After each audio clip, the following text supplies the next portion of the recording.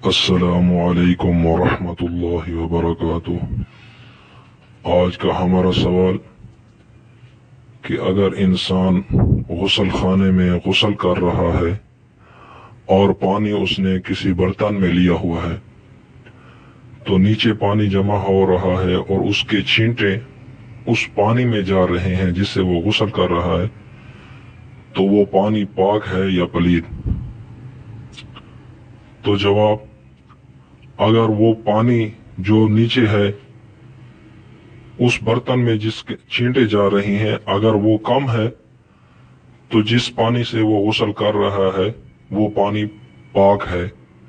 और अगर वो पानी जो नीचे खड़ा हुआ है, जो नीचे पानी है वो ज्यादा है या उस पानी के बराबर है जो जिससे वो गुसल कर रहा है, तो फिर वो पानी पलीद हो जाएगा।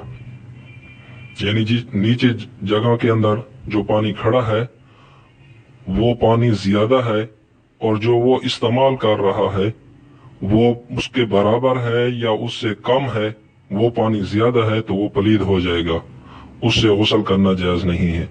और अगर वो कम है और जिससे गुसल कर रहा है वो ज्यादा है तो वो पानी पाक है, उससे बंदा गुसल कर सकता है। और दूसरा है कि अगर इंसान वुजू कर रहा है, गुसल कर रहा है, तो उसके पानी के छींटे कपड़ों पर आ रही हैं तो वो पाक है, यानी उससे इंसान का बदन, इंसान के कपड़े नापाक नहीं होते। या इंसान वुजू करता है तो वुजू का जो पानी है अगर किसी पाक जगह पर खड़ा है, उसके अंदर किसी किस्म की कोई नजस चीज नहीं है, कोई पलीदी नहीं है, तो वो पानी पाक है। और अगर वो कपड़ों पर, जिस्म पर लग जाए तो वो कपड़े जिस्म नापाक नहीं होता और वो ताहिर है, मुताहिर नहीं। इसका क्या मतलब कि यानी अगर कहीं लग जाए कपड़ों पर, जिस्म पर, तो जिस्म और कपड़े नापाक नहीं होते अगर उसके अंदर कोई नजस चीज नहीं मिली। और उससे वुजू और गुसल नहीं किया जा सकता क्योंकि वो मकरूह तंज़ीह है, उससे वुजू और गुसल नहीं किया जा सकता। और अगर किसी जगह कोई पलीदगी लग जाए, मतलब कपड़े पलीद हो जाए और पानी ना हो, तो इस पानी से उसको धोया जा सकता है, यानी पलीद चीज को उससे धोया जा सकता है, लेकिन वुजू और गुसल उस पानी से ना करें।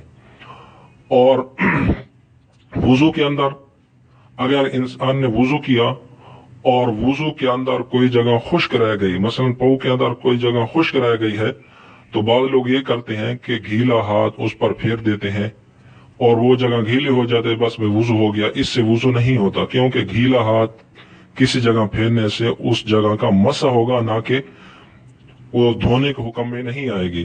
तो इसलिए उस जगह पर पानी डालकर उसको गीला करना जरूरी होता है।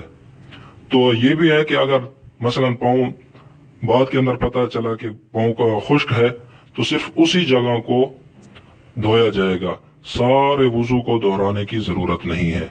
और इसी तरह अगर इंसान ने गुसल किया है, गुसल करने के कुछ देर बाद उसको पता चला है कि मैंने कुली नहीं की थी या नाक में पानी नहीं डाला था, तो बाद के अंदर सिर्फ कुली और नाक के अंदर पानी डाल दे, सारे गुसल को दोहराने यानी दोबारा गुसल करने की जरूरत नहीं है।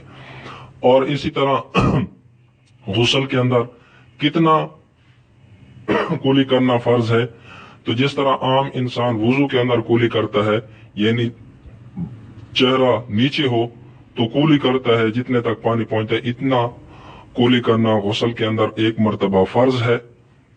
और हल्क तक पानी पहुंचाना सुन्नत है। एक मर्तबा कुली करना फर्ज है और 3 मर्तबा कुली करना सुन्नत है। और इसी तरह नाक के अंदर एक मर्तबा पानी डालना, जिस्म के ऊपर एक मर्तबा पानी डालना सारे जिस्म पर, ताकि एक बाल भी खुश्क ना रहे, फर्ज है। और बाकी 3 मर्तबा नाक के अंदर पानी डालना, कुली करना, जिस्म पर पानी डालना सुन्नत है। आखिर के अंदर एक हमारी गुजारिश कि हमारे इस चैनल सिराज इस्लामिक चैनल को जरूर सब्सक्राइब करें, शेयर करें, लाइक करें और बेल के आइकन को जरूर प्रेस करें, ताकि हर रोज रोज हमारी नई आने वाली वीडियो आप तक पहुंचती रहे।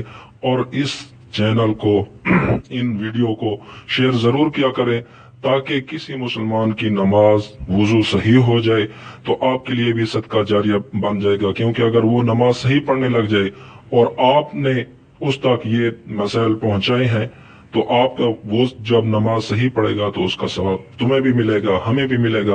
तो इसलिए सवाब की नियत से इस वीडियो को शेयर जरूर किया करें ताकि किसी मुसलमान की नमाज वुजू ठीक हो जाए तो आपके लिए भी सदका जारिया बन जाएगा, हमारे लिए भी।